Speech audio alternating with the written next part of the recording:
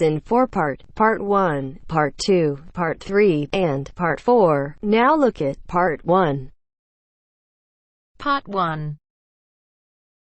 You will hear an agent calling from Farrelly Mutual about the recent homeowner's insurance inquiry. First, you have some time to look at questions 1 to 6.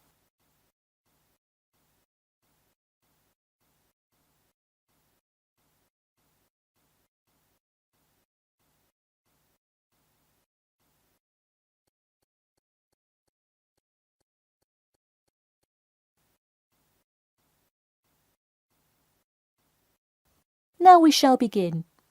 You should answer the questions as you listen, because you will not hear the recording a second time. Listen carefully and answer questions 1 to 6. Hello. Yes, I'd like to speak with Janet Evans, please. Speaking. Hi, Miss Evans. This is Jim Rodriguez, calling from Farrelly Mutual about your recent homeowner's insurance inquiry. Yes, hi. Thanks for returning my call. My pleasure. I understand you are potentially interested in insurance for a bungalow located a bit out of town. Could you give me the address? Sure, it's 49 Greenway Court. Greenway is one word. Thank you. All right, and would you prefer to be contacted via email or phone? Either one is fine. Maybe try emailing me first, and as an alternative, I can give you my phone number. Great, and what is your email address? pk2@cat.com. Did you say cat as in the animal? Yes, it is the acronym for the construction company I work for. I'm sure you've seen them around. Yes, I have, and could you give me your primary phone number and the best time to reach you? Sure, the number is 020-4251-9443. I am generally unable to answer my phone at work, but any time after 5:30 p.m. is fine. I will make a note of that here. Now, I'm going to ask you a little bit about property itself, so we can make an accurate estimate of the cost of insuring your home. Could you tell me the size of your house? Well, I don't have the exact measurements, but I'm pretty sure it's right around 80 square meters. Should I measure it and call you back later? No, that's completely all right. I'll write 80 square meters for now to get the estimate, and then an agent will come get the exact measurements later on if you decide to purchase our insurance. Okay, great. And what material is your house made of? For example, wood, brick, stucco? It's mainly brick. Great. That will give you a lower rate than most of the materials, since it is so strong. Wonderful. And do you have any sort of home security, Miss Evans? We don't have a fence or anything yet, but we have an alarm system that we use regularly. Good. Before you hear the rest of the conversation, you have some time to look at questions 7 to 10.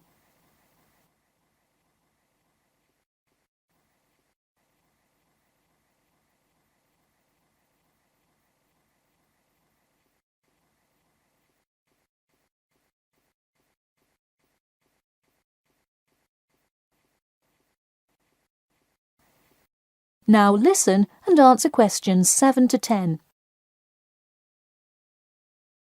Now, I'll go through a number of things we offer coverage for, and I'd like you to tell me which items you want your policy to cover. Okay. We'll start with the building itself first. Would you like us to cover incidental damage to the structure to your house? Absolutely. Splendid. And the contents inside your house? We usually cover all items with an appraised value of about £200. Would you like us to cover theft and damage beyond natural wear and tear? I will let you know that the second option here will come with a considerable increase in your rates. I think I'd just like the contents of the house to be covered against theft then. All right, and would you like any other insurance? Fire, flood, etc.? Yes, I definitely want flood coverage. It rains a lot here and the drainage system in the area is not the greatest. Okay, I am calculating your quotation now. It will just take a second. It looks like your annual insurance rate will be £148.30. Thanks, that seems somewhat reasonable. I would like to take some time to think about it. How long does it take to begin receiving coverage after signing up? It depends on the time of year. It can take anywhere from 2 to 6 weeks. I would say if you sign up by July the 1st, you could start your coverage by August the 1st. I see. Okay, thanks for your help. Should I call you back at this number when I have made my decision? Yes, please. And so that we can look up your account faster, I'll give you a reference number that you should provide when calling. Ready? Yep. It's TR278Q. Got it. Thanks. Thank you, and have a nice day. That is the end of part 1. You now have half a minute to check your answers.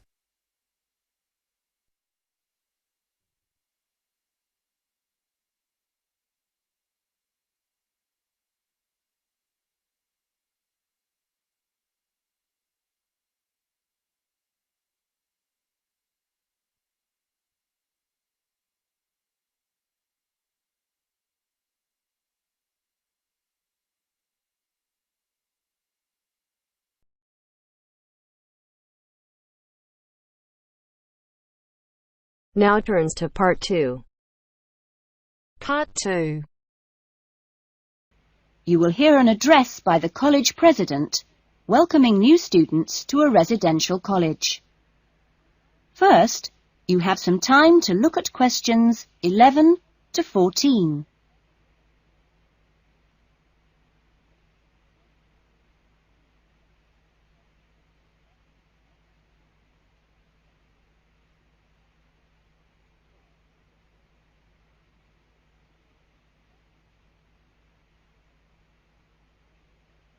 Now listen carefully to the first part of the talk and answer questions 11 to 14.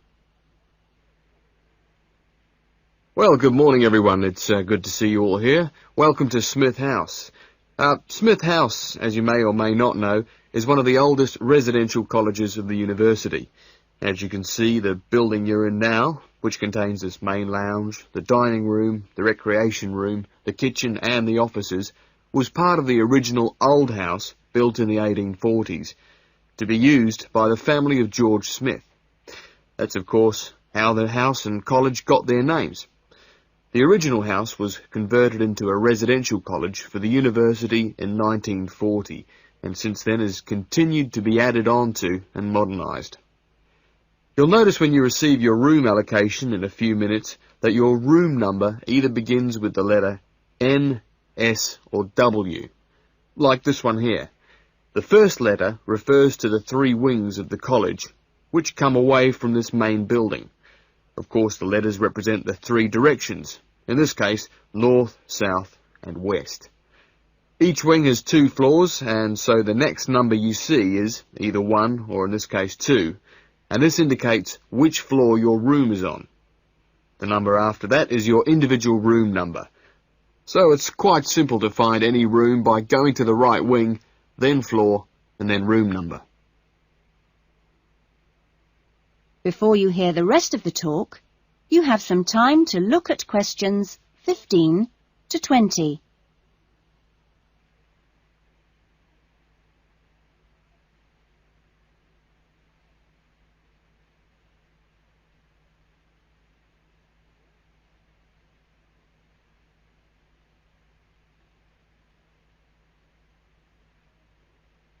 Now listen carefully and answer questions 15 to 20. You'll also notice, when you receive your orientation pack shortly, that there are 2 keys. One is the key to your room, and only you have that key, and the other is a key to the front door, which you've just come through here from the street. This door is closed and locked at 8 p.m. every night, and opened again at 7 a.m. You'll need your key if you're coming back to the college between those times. We ask all students to always enter and leave the college through the front door. You'll notice at the end of each corridor that there is another door, but these are fire doors and are kept locked from the outside. They should only be opened from the inside in case of emergency. In your fees, you've paid a laundry fee, which covers the cleaning of bed linen and towels. All bed linen and towels are clearly embossed with the name Smith House. so it's easily identifiable. If you want your other laundry to be done by the college, this can be arranged for a small extra fee.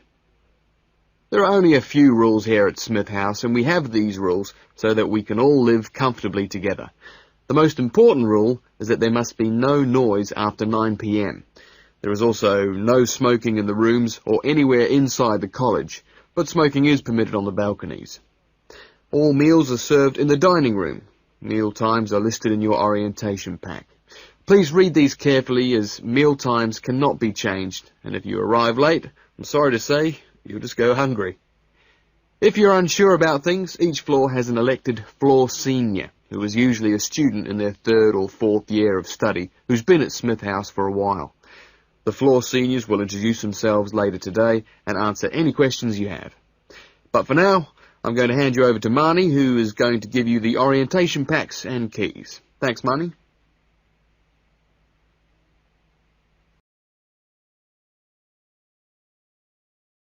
That is the end of part 2. You now have half a minute to check your answers.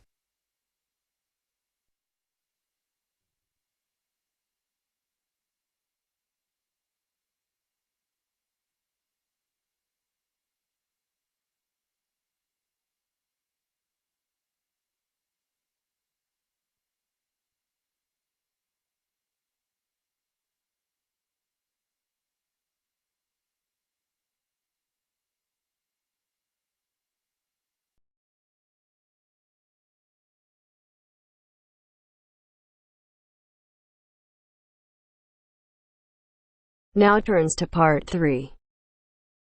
Part 3.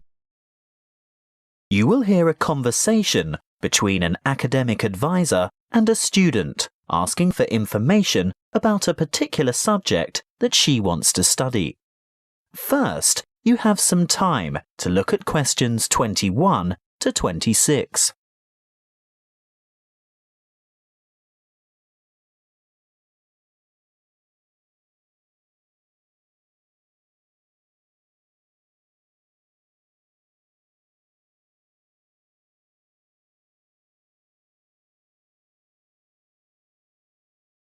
Listen carefully and answer questions 21 to 26. Come in and take a seat. Thank you. Now, you've made an appointment to see me with regard to one of the papers you want to enroll in next semester. Yes, that's right. It's the Globalization and Educational Change paper, GEC 692. Ah, well, I know the one you mean, but all the code numbers are going to change next semester, so although the course name will stay the same, the code will be ED995. Not that you have to worry about that. But the content will be the same, right? Oh, yes, to a large extent. The objectives are still to provide you with the skills and knowledge for analysing the challenges that globalisation poses for education.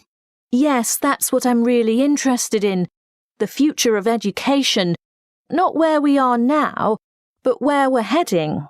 Well, you'll most likely enjoy the course because it'll give you the opportunity not just to explore, but also to document the advancement of new educational developments. And there'll be quite a lot of analysis involved. Yes, obviously. But once you've examined how education has been affected by cultural values and socio-economic structures, you'll go on to debate the pros and cons of the restructuring of public education in view of rapid globalization.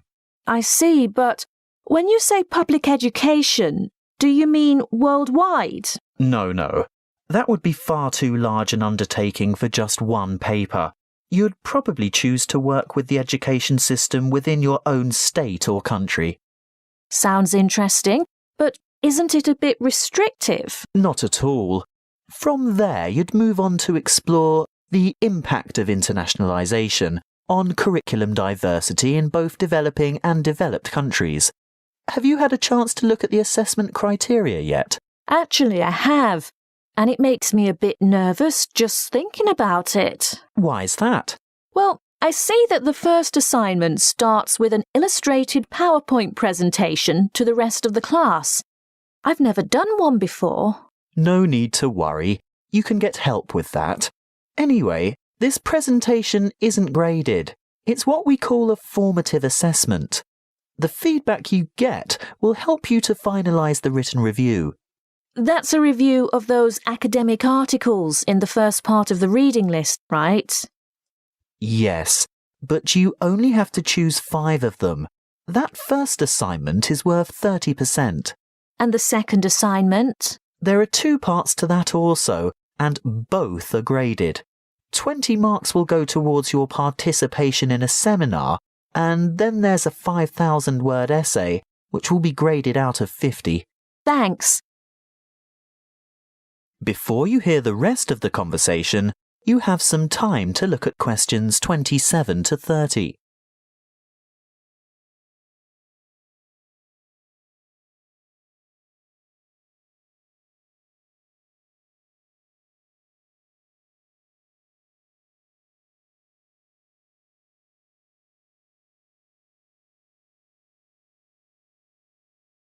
Now listen and answer questions 27 to 30. Is there anything else I can help you with?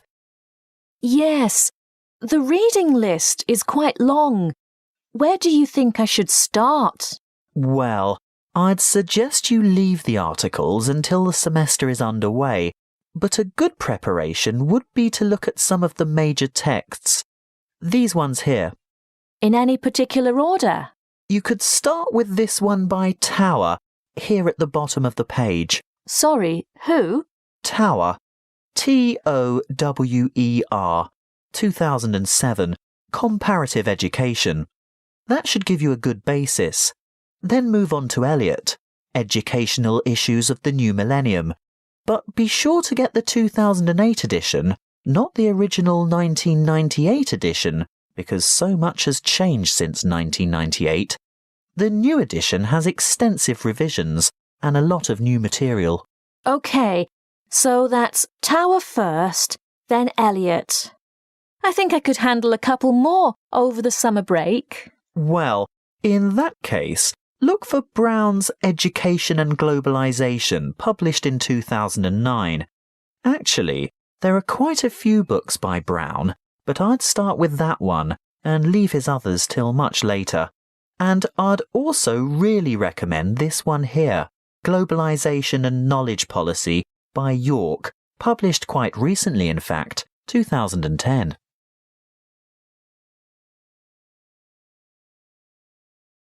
That is the end of part 3. You now have half a minute to check your answers.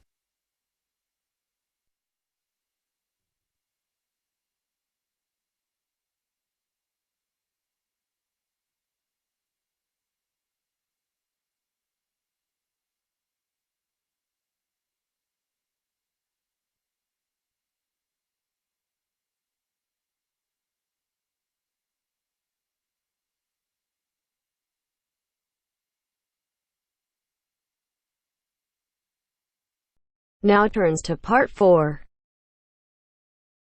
Part 4. You'll hear a talk on the subject of green buildings and skyscrapers. First, you have some time to look at questions 31 to 40.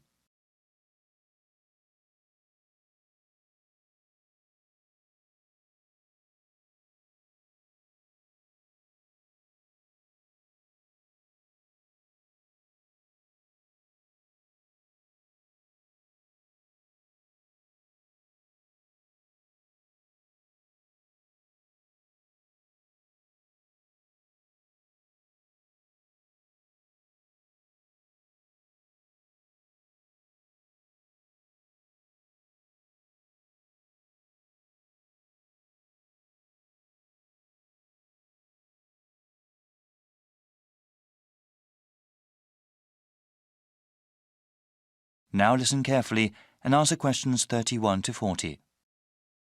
Good morning, everyone. Today I am here to talk about the construction of green buildings. Given the current state of the global environment, new types of architecture, design and construction techniques are absolutely necessary. My brief lecture today will cover two topics: what qualifies a building to receive a green certification, and also how widespread such sustainable buildings currently are. There is a growing demand for so-called green buildings. Government agencies and corporations around the world understand that sustainable workplaces are quite cost-effective in the long run. Though initial outlays for construction are usually more expensive, the savings in maintenance and energy costs make up for it. Here at the Ministry of Environmental Stewardship, we have created a detailed set of requirements that a building must pass in order to be certified as green. For buildings that have already been constructed, we offer two levels of certification, bronze and silver, depending on the number of guidelines implemented. These include reducing or recycling waste products, as well as installing efficient heating and cooling systems. For a gold certification, a building must have had sustainable and environmentally friendly practices from the beginning of its construction. Measures such as using local materials, wood grown from well-managed forests, or reducing the use of toxic chemicals all contribute toward this prestigious distinction. It's pleasing to see how mainstream going green is now. Here at the Ministry, however, we know and understand that this cannot be just some passing fad. We created these guidelines so that institutions could not merely greenwash their buildings, claiming that they are environmentally friendly when in fact they aren't.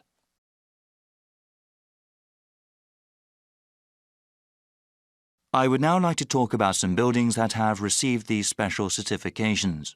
In the 60s, there was a great number of public housing projects built. Over the years, many of them have fallen into gross disrepair. As part of an urban revitalization project, construction companies have consulted with ministry experts to make those council estates a greener and healthier place to live. At Cabrini Fields, lead pipes and lead paint were removed, improving the health of children living there. A system of rooftop and community gardens also helped residents to support themselves. It was one of the first buildings we awarded a bronze certification to. One building with a silver certification is the Milop Jewett Tower, built over a century ago and located in the downtown area.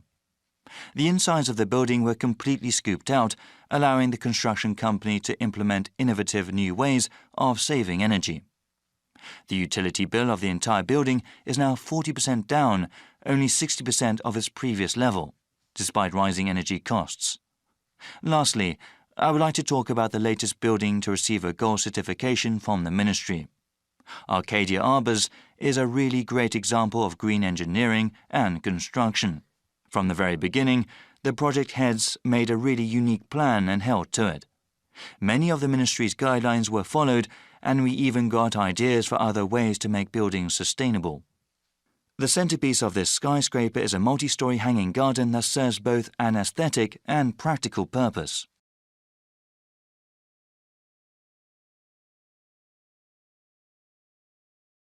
That is the end of part 4. You now have half a minute to check your answers.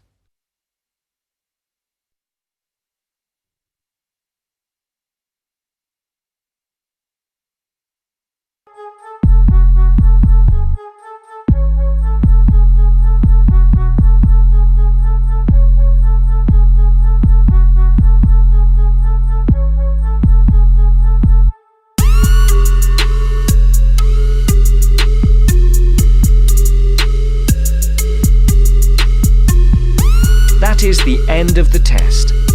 You now have 10 minutes to transfer your answers to your Ielts listening answer sheet.